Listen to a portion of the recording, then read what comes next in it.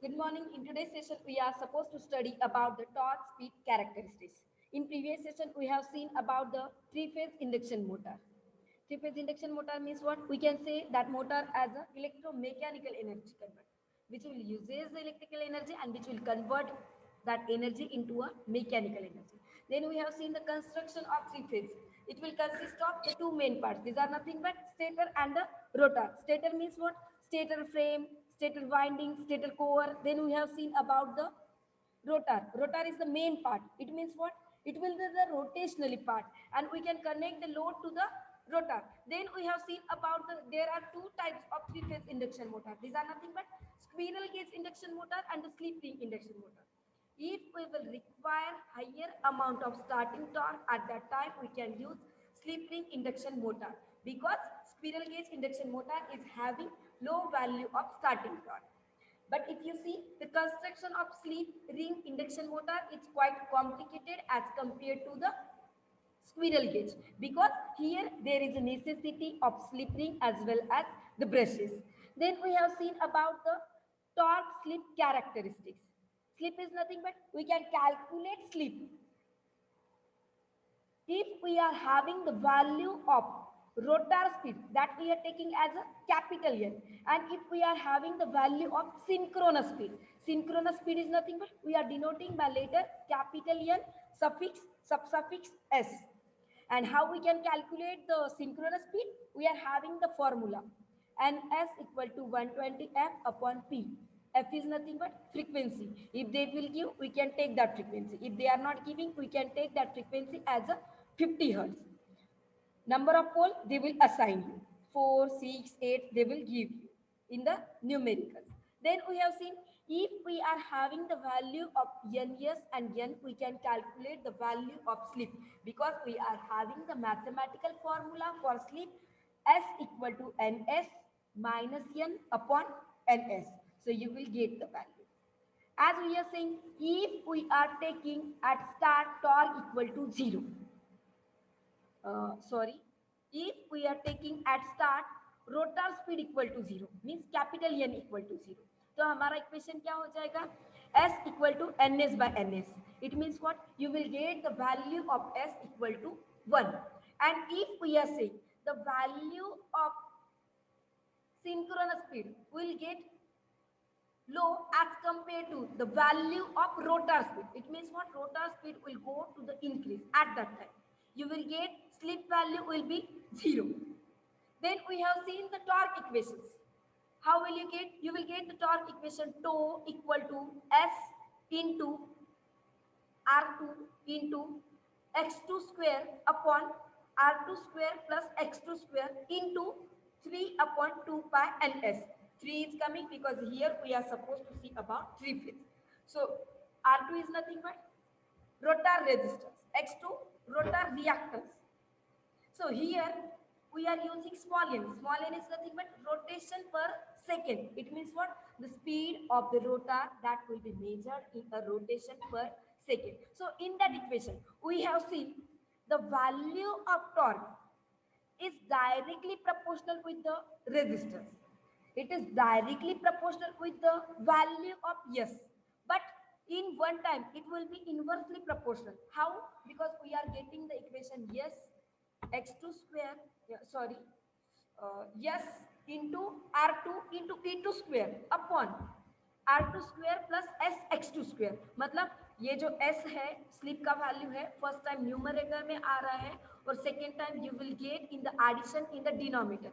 So you observe these things. Already we have seen in the previous session, we have seen the numericals also. So now we want to study about the torque and speed relations.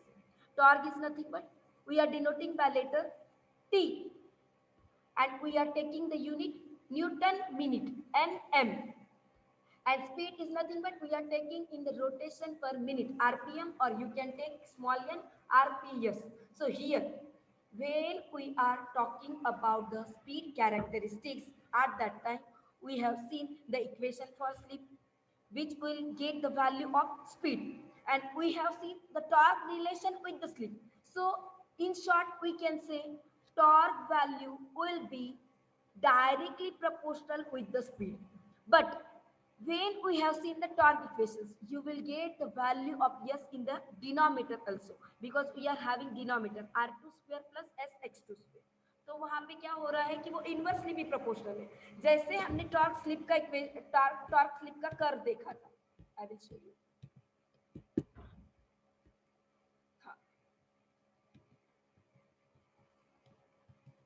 Here, what we are saying, we will get the value of torque increases linearly with increase in a slip. But when you will get the maximum value of slip, at that time, we are calling that region as unstable. Because here, if you see, torque will inversely proportional with the slip. From Sm equal to S equal to 1. So in that way, you will get the torque speed characteristics. If you see here, if you are taking the starting torque, if you are taking any initial value, you can take any value. I am not giving here value. We are taking only the graph. We are taking only torque on y-axis and motor speed. If you want to give, you can give here values. यहाँ पे 0 as a origin, and you can give here speed. You can give here torque value. So here we are saying if we are taking any starting value of torque, as we have seen, here we are taking the starting torque. So from here I have drawn the graph for the torque speed characteristics. So here when we are taking the value of starting torque at that time, with increase in the value of speed, the value of torque will go to the increase up to pull out torque, up to pull out torque. And after that, the value of torque will go to the decrease, because here you will get the value of synchronous speed. Synchronous speed is nothing but ns, because here if you see, you will get s equal to 1, and here we are neglecting the value of 0. Here only we are considering the value of synchronous speed, because we are having the value of s. S is nothing but we are having ns minus n upon ns. So here we are taking rotor speed 0, तो n 0 हो जाएगा. तो तुम्हारा equation क्या हो जाएगा यहाँ पे? हाँ, तुम्हारा इक्वेशन क्या हो जाएगा यहाँ पे? You will gate s equal to 1, because we are having only ns upon ns. So here we are saying you will get the value of s equal to 1. So we can say here, when we will get the synchronous speed, and when we are taking the rotor speed equal to 0, at that time you will get the value of torque will be 0. So here you can see the graph. There will be question only on the like explain torque speed characteristics. It will be only for 2 to 3 marks for the theoretical. And if there will be the question on numerical, then you will get the question only on the equations. There will be no question on any graph like. So here only what we are supposed to see, when we are saying at start, when you will see, if you are taking the value of starting torque any value, at that time the value of torque will go to the increase up to pull out torque. And when you will get the value of torque as a pull out, or you can say as a break over, it means what? Here we are breaking our rule, because यहाँ पे linearly increase हो रहा है, उसके बाद क्या हो रहा है? वैल्यू डिक्रीज हो रहा है, because here we are considering rotor speed equal to capital N equal to 0. You can see here now we are taking here rotor speed as a 0. So you can say here, if we are taking rotor speed as a 0, only we are considering that speed as synchronous speed. So you will get the value of torque here, that will be 0. If you are taking that speed as a ns. So now we want to see about the effect of resistance.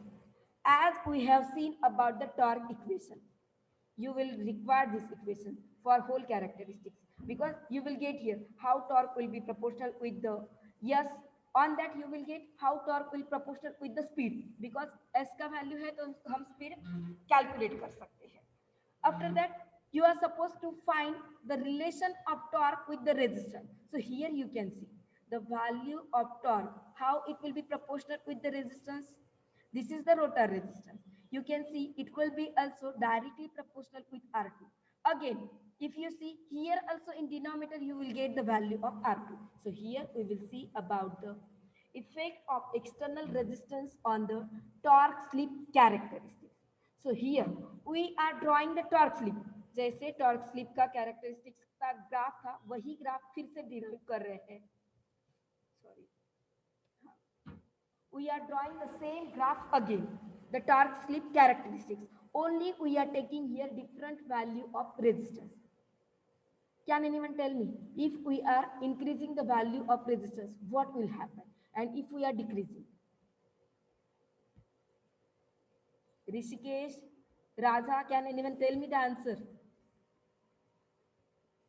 What is the effect of additional resistance on the effect of the torque? Okay, we will see. Here, if you see, if we are taking starting torque, that will be equal to the maximum torque. So here we are saying you will get the value of maximum torque. When you will get S equal to SM. S equal to 0 है तब torque और slip दोनों 0 है.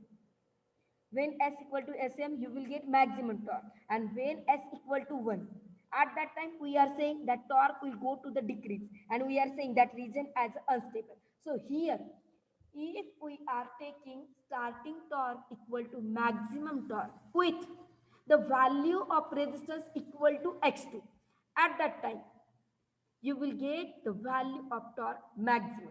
And if you are increasing the value of resistance, if you are increasing the value of resistance with previous resistance, you can see here, if you are increasing, you will get here lower value of torque as compared with the slip. So here you can say the speed of induction motor can be controlled by inserting additional resistance, because by increasing the value of internal resistance, you will require external resistance you can give through a slip ring.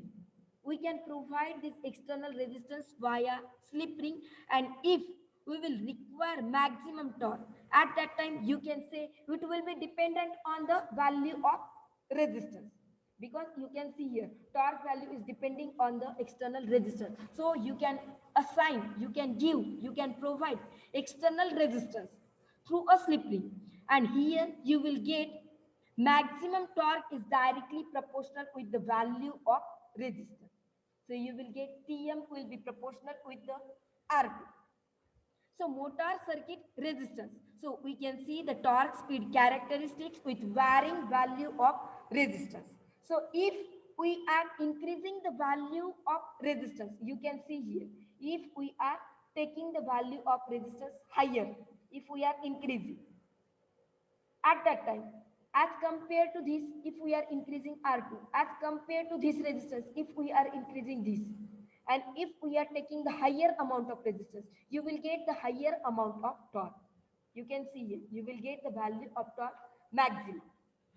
So we can say, when we will get the larger number of steps of external resistance, you will get the smoother speed characteristics. So we can say, if we are increasing the value of external resistance, you will get the speed control that will be smoother, and larger starting torque, lower starting current, and large pull out starting torque. So you will get the value of slip that will be minimum, because we are having the equation torque equal to S into K into R2 upon R2 square plus SX2 square. So you can say, if we are taking the value of S equal to 0, you will get torque equal to 0. And if we are increasing the value of resistance, with this, the value of torque will get increased. So you can control that speed by inserting additional resistance. So here we can say, if we are taking the normal speed, if we are taking R2 equal to SX2, if we are taking directly R2 equal to X2, at lower value of slip, if you are taking at that time, torque slip is approximately look like, if you see, if we are taking R2 equal to X2, you will get torque that will be look like a straight line. So here we can say, if we are increasing the value of slip, if we are increasing s equal to 0 लिया है, उसके बाद जैसे जैसे तुम value of slip increase कर रहे हो, torque will also increases and torque will be maximum when you will get S equal to R2 upon X2. And this torque we can call as a pull out torque. जैसे हमने दिया है, when you will get the maximum value of torque with increase in a speed, we are saying that as a pull out torque. So we can say if we are increasing the value of slip and with the increasing value of slip, value of torque will increases. At that time you will get S equal to R2 upon X2. And we can say that torque as a pull out torque, or we can say that torque as a stalling torque. So when the slip is increased further, at that time you will get rotor resistance that will get negligible. If you see, you will get the value of resistance decreases with increase in a value of slip. So here we are saying you will get the value of slip that will be increased, so you will get rotor resistance negligible. And for larger slip torque, that will be inversely proportional with the slip. So torque slip curve will become like a, you can see here, if we are increasing the value of resistance, we are saying if we are increasing the value of slip, the value of resistance will goes to the decrease. You can see here the value of resistance क्या हो रहा है, decrease हो रहा है, यहाँ से यहाँ पे उससे कंपैरिजन में यहाँ पे कम हो रहा है. So here if we are decreasing the value of resistance, that resistance will go to the negligible value. So here you will get slip will be inversely proportional with the torque will become inversely proportional with the slip. So we can see that curve will look like a, यहाँ पे straight line था, but when we are decreasing the value of resistance, it will look like a hyperbola.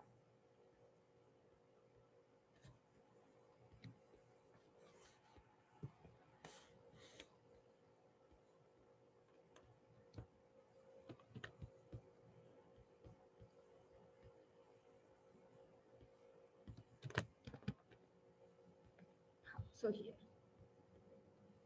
I was taking your attendance. Okay. So here, what we are saying, if we are taking the value of resistance to negligible value, if we are taking the value of resistance less as compared to the previous value, at that time, we will get the curve of the torque slip that will look like a hyperbola. And when we are taking the value of S equal to 1, at that time, if we are taking the value of resistance maximum, if we are taking R2 equal to X2, at that time, you will get the curve that will look like a straight line. So here we have finished about the effect of external resistance, effect of slip, effect of speed on the torque. Now we want to see the losses of the induction motor. So already we have seen the numericals. In that we have seen there are different types of losses we will get in the induction motor.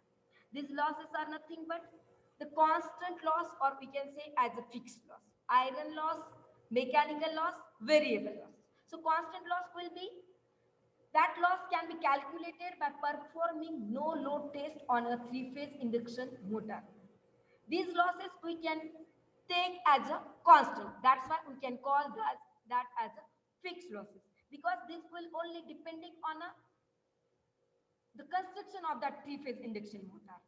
And here, if we are taking these losses as a constant over a normal working of the induction motor, we can again divide that constant losses into a different types, like the loss which we will get because of the iron and core, the loss which will be the mechanical and the variable. It means we can say constant loss will get divided into a iron and the mechanical losses. So we can see about the iron loss. Iron, or we are using here core. Core is nothing but here to make a core of three-phase induction motor, we are using the iron. So we can say that loss also as a iron loss. So we can say that loss again will be divided into two types. These are nothing but hysteresis loss and the eddy current. Eddy current means what? If we are not doing the grounding very well at that time, if there is any error, you will get the some current will flow and that will go to the dissipation. Power will get dissipated. So we can say that loss as a eddy current loss. So we can say that loss will be called as a eddy current loss, and eddy current loss can be minimized by using the proper lamination. So if you are doing the proper connections, you can minimize that iron loss, or you can say a core loss. And by laminating the core properly, we can decrease the area and hence you will get the increment in a resistance.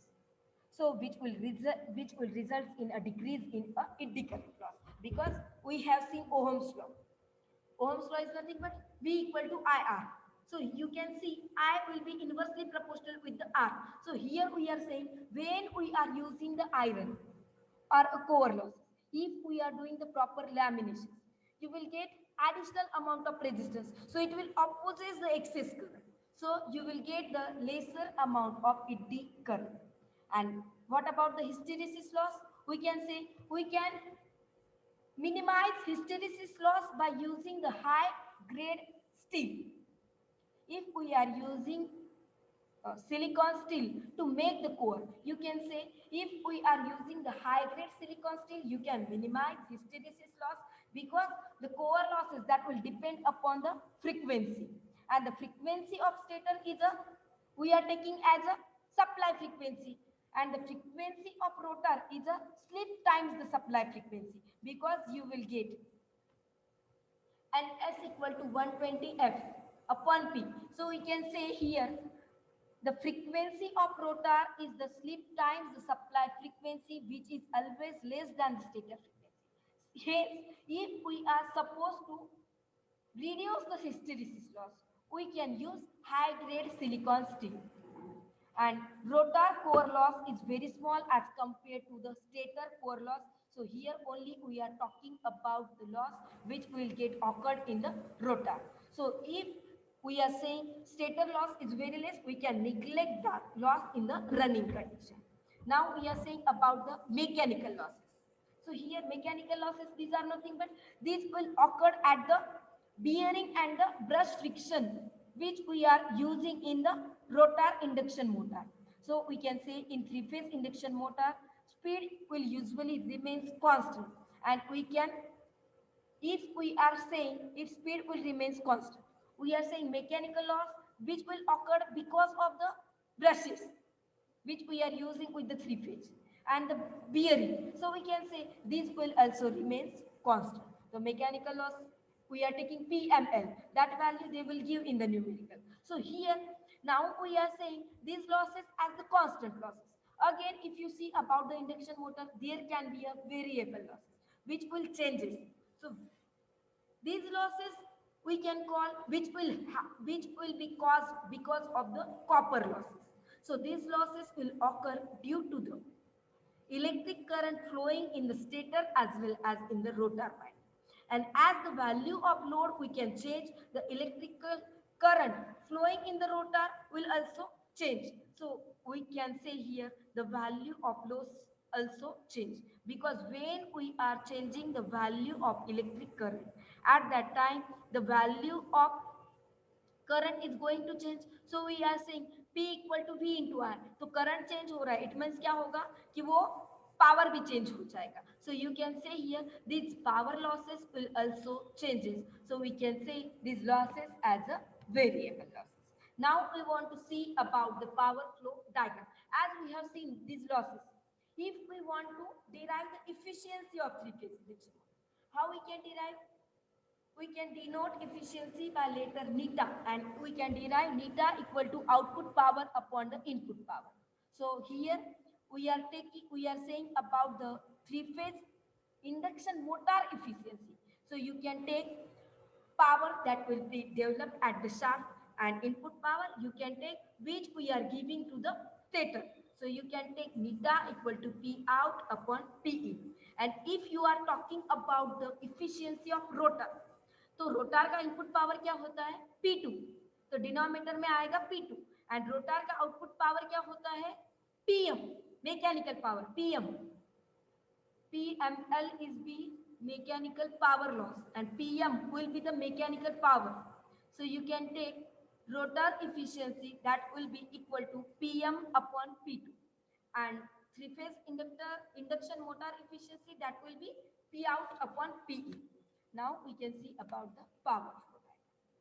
So here we are saying we are supposed to use three-phase induction. How it will work? When we will give the input, when we will give the electrical power supply to the stator at that time, that will go to the rotor and rotor will start to rotate, due to which we are saying the input power to the rotor, you can see here we are saying that power as a P2, output power of rotor we are taking as a PM, output power of the induction motor, तो यहाँ पे क्या रहेगा, at last you will get here P out, you can see it, you will get here output power. So here when we are using the stator and rotor at that time, we are saying you will get the different types of losses. These losses are fixed and the variable. So you will get the mechanical loss. You will get the mechanical loss, core loss. That will be the constant or a fixed loss, and the loss which will be because of copper. You can say these losses as a variable. So when we are supposed to see, power flow diagram is nothing but like a algorithm. जैसे हम Arduino का programming करते थे तो कैसे at start firstly we are supposed to start, after that we are supposed to use two statement void set and void loop, like this. How we are doing, we are supposed to do stepwise. In that way we are drawing here the power flow diagram.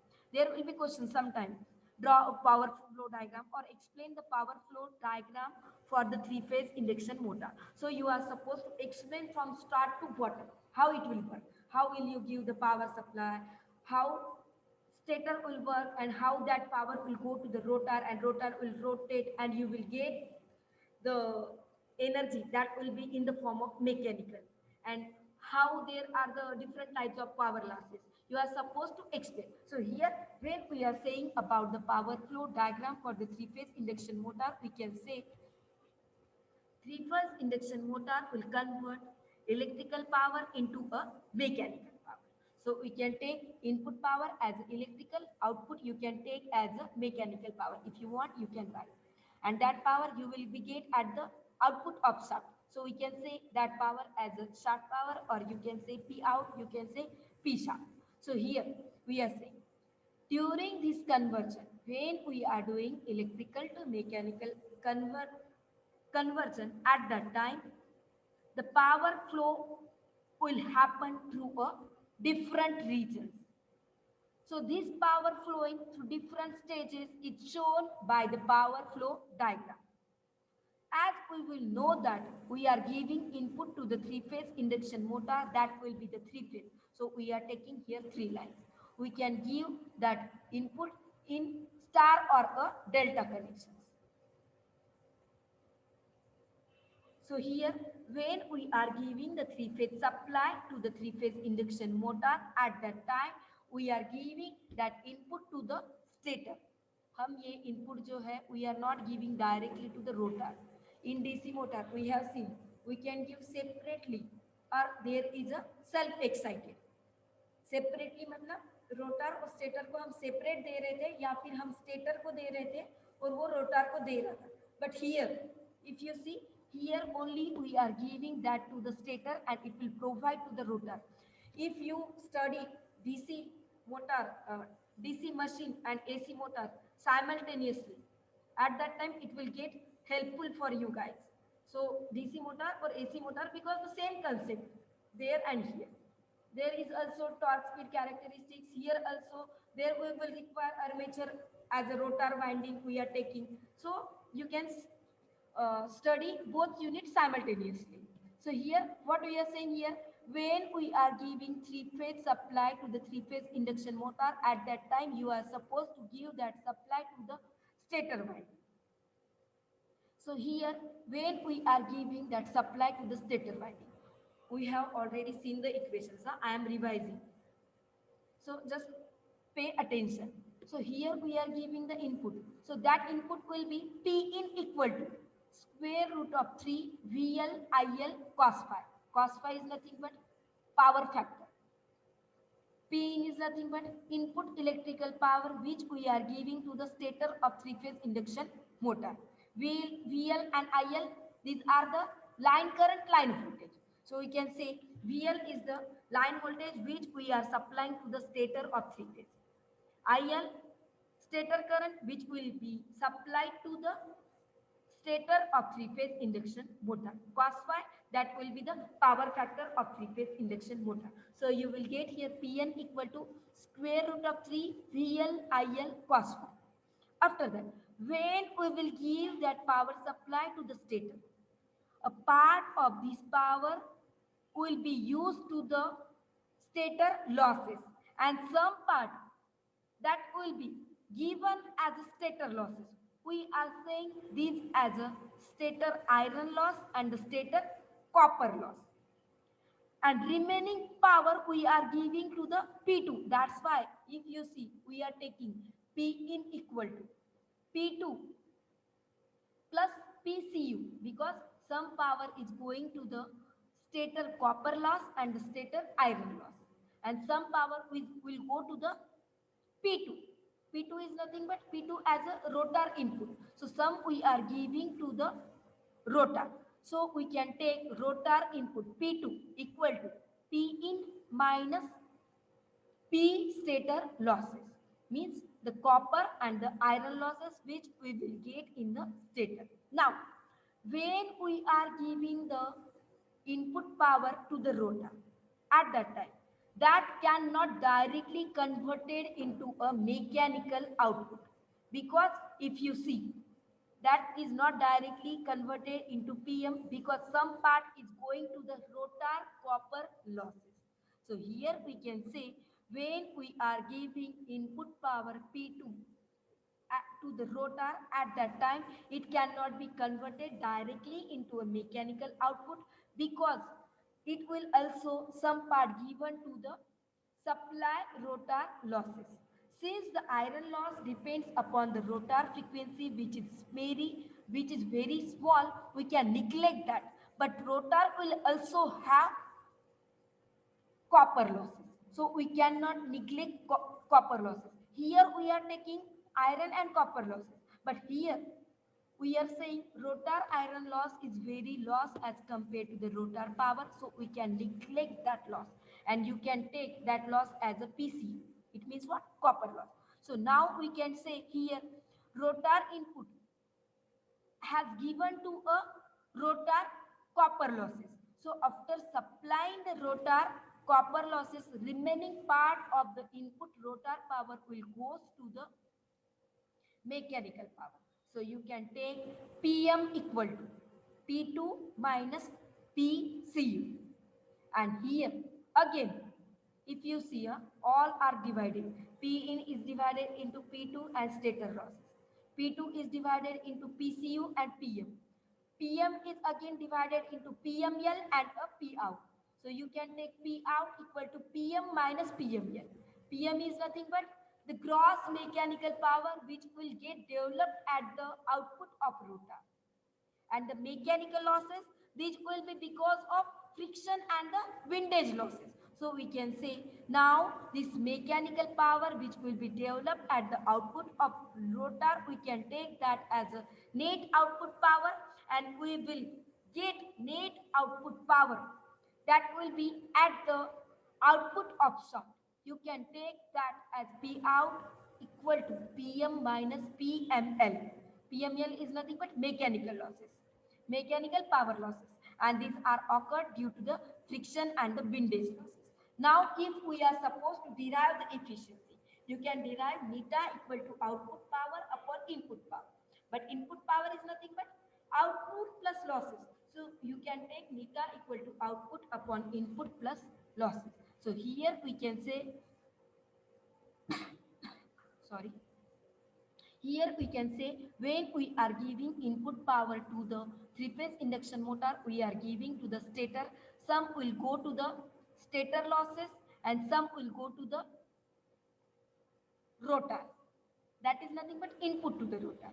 Again, when we are giving input to the rotor, Some will go to the rotor copper losses because here iron losses we are neglecting, and some will go to the mechanical power, which will get developed at the output of rotor. Again, it will be divided into a motor output, which we will get at the shaft of motor, and some will go to the mechanical losses. Here we have finished about the uh, here we have finished about the power flow diagram for the three-phase induction motor. In next session, we want to see about the need of starter, which will be required in the three-phase induction motor. We will see in the next class. If anyone is facing any issue, you can ask me. Otherwise, you guys can leave now.